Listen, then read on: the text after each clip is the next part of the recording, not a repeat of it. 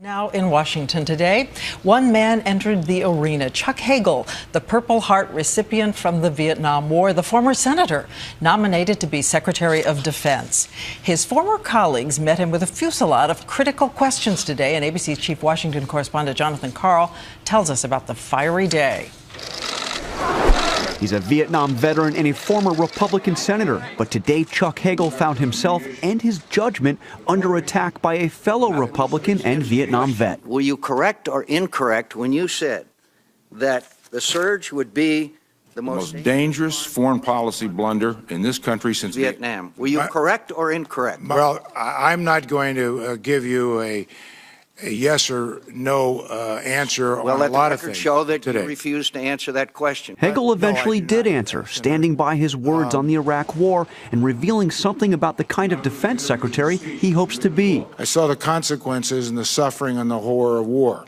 So I did question a surge. Is this going to be worth the sacrifice? We lost almost 1,200 dead Americans during that surge. Now, was it required? Was it necessary? Hagel would be the first defense secretary who saw combat as an enlisted soldier. As a poor kid from Nebraska, he and his brother Tom volunteered to serve in Vietnam. The brothers served in the same infantry unit in 1968, both getting wounded, each crediting the other with saving their lives. I don't see the lens of every world event and whether we should use American power through the lens of Vietnam.